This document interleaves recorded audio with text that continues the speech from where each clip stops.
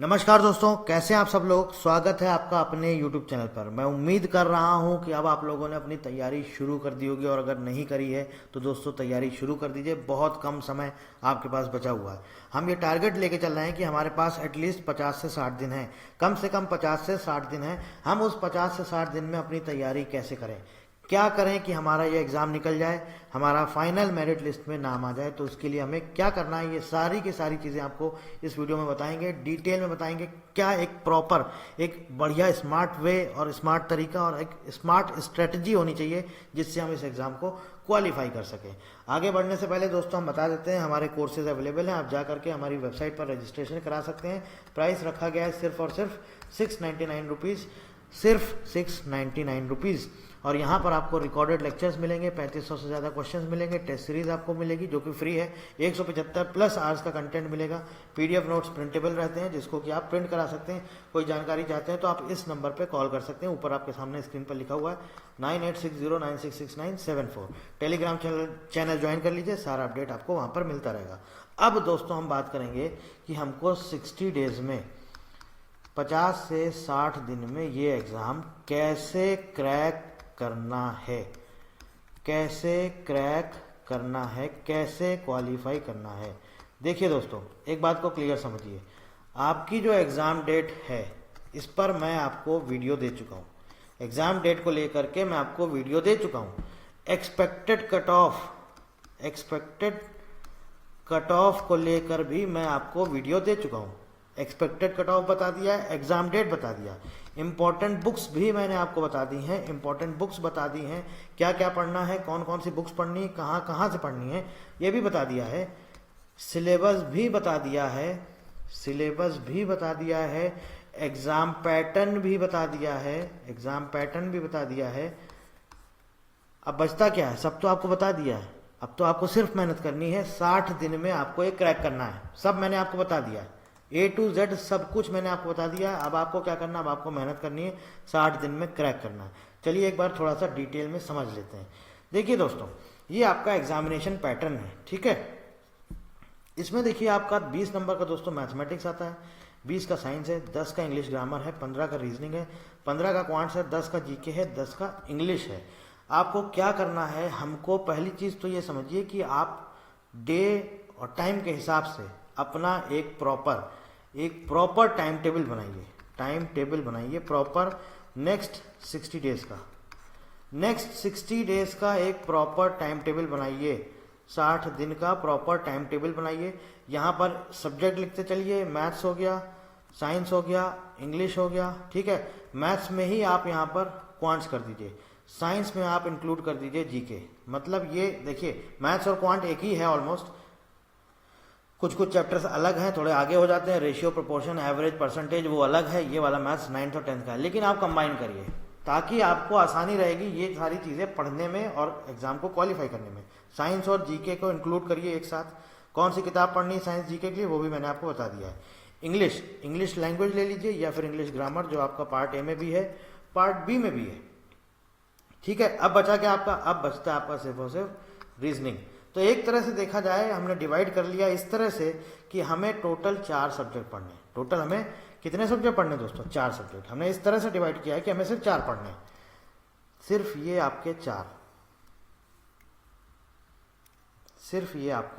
4 subject, ठीक है, जिसमें कि मैथ्स और क्वांट एक हो जाएगा।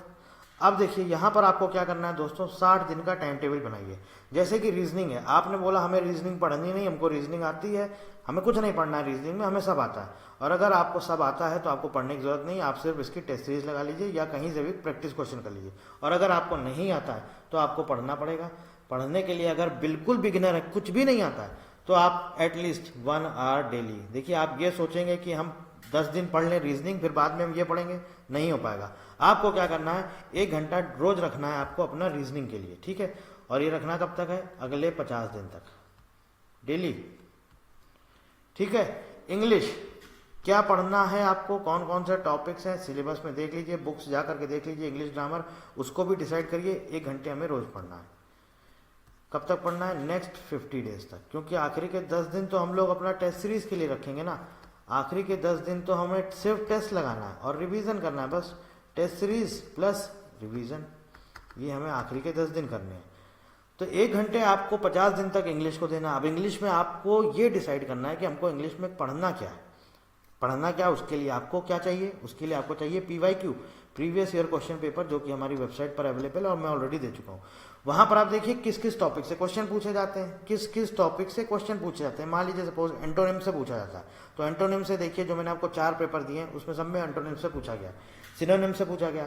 तो आपको एटलीस्ट 1-1, 2-2 नंबर आप यहाँ से ये पता लगा सकते हैं कि 1 नंबर एंटोनिम से ले लेंगे, 1 नंबर सिनोनिम से ले लेंगे, 1 नंबर वन वर्ड सब्सटीट्यूशन से ले लेंगे, 1 number fill in the blank से ले लेंगे, 1 नंबर हम आपका इडियम्स एंड फ्रेजेस से ले लेंगे। तो आप डिसाइड कर लो, आप ये कर लो 50 दिन है, इसको 6-6 दिन 7-7 दिन में डिवाइड कर लो कि 6 दिन में हमको सारे वन वर्ड सब्सटीट्यूशन पढ़ने, बस 1 घंटा पढ़ना है।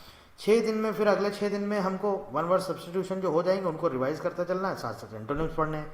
फिर अगले 6 दिन में हम पुराना इडियम्स एंड फ्रेजेस भी हो जाएगा, सॉरी वन वर्ड सब्सटीट्यूशन भी हो जाएगा, एंटोनिम्स भी हो जाएगा, हम उनको रिवाइज करते चलेंगे। अगले 6 दिन में हम सिनोनिम्स से स्टार्ट कर देंगे। तो ऐसे दोस्तों आप लोग तैयारी कर सकते हैं। अब बात आती है साइंस और जीके की। तो ये तो पढ़ने वाला सब्जेक्ट है। इंग्लिश में चलो मान सकते हैं तुमको डर लगता है, साइंस और जीके तो तुम्हें याद करनी, लर्न करनी है 2 घंटे डेली, 2 घंटे डेली। अभी बहुत कम टाइम मैंने यहाँ दिया आपको, आपके पास 60 दिन है, आप चाहें तो 10-10 घंटे पढ़ सकते हैं इस एग्जाम को क्वालिफाई करने के लिए, जी जान लगा सकते हैं। बहुत कम टाइम मैं यहाँ लिख रहा हूँ। 2 घंटे आपको रोज पढ़ना है। साइंस में दोस्तों फिजिक्स, केमिस्ट्री, मैथ्स उठा लीजिए, किताब आपके पास होगी एनसीईआरटी की, डाउनलोड कर लीजिए, अपने आप पढ़ना शुरू कर दीजिए। 12वीं पास करके आए हो, ऐसा तो है नहीं 10वीं का भूल गए या कुछ पता ही नहीं कि होता क्या है। तो अपने आप पढ़ना चाहो तो अपने आप पढ़ सकते हो, किसी कोर्स किसी भी चीज़ की तुमको जरूरत नहीं है। बुक उठाओ, अपना पढ़ना शुरू कर दो, ठीक है। तो 2 घंटे आपको इसके देने। इसी में आपको जीके भी पढ़नी है। जीके में आपका हिस्ट्री, ज्योग्राफी, पॉलिटी। अगर आपको समझ में नहीं आ रहा पढ़ें कहाँ से, तो आपको यूट्यूब पर ऐसे हज़ारों लेक्चर्स मिल जाएंगे, किसी का भी आप जा करके देख सकते हैं। और बुक्स अगर आपको लगता है कि हम बुक से पढ़ना चाहते हैं तो आप बुक से पढ़ लीजिए, ठीक है। तो ये 2 घंटे रोज पढ़ना है, 25 दिन डिवाइड कर लीजिए, साइंस पढ़नी है और 25 दिन जीके। लेकिन ऐसा मत करिएगा कि पहले 25 दिन साइंस पढ़ी बाद के 25 दिन जीके, पे दिक्कत हो जाएगी। नहीं, आप 1-1 घंटे 2 डिवाइड करिए, मतलब कि 1 घंटे हमें साइंस पढ़ना है और 1 घंटे हमको जीके पढ़ना है, ऐसे करके आप डिवाइड करिए। अब आता है मैथ्स और क्वान्टिटेटिव एप्टीट्यूड। भैया इसके लिए आपको 4 आवर्स, 4 घंटे रोज चाहिए, क्योंकि तुम्हें अगर इस एग्जाम में क्वालिफाई होना है तो 35 में से 32-33 नंबर यहाँ लाने हैं और उसके लिए 4 घंटे तुम्हें इसको देने हैं।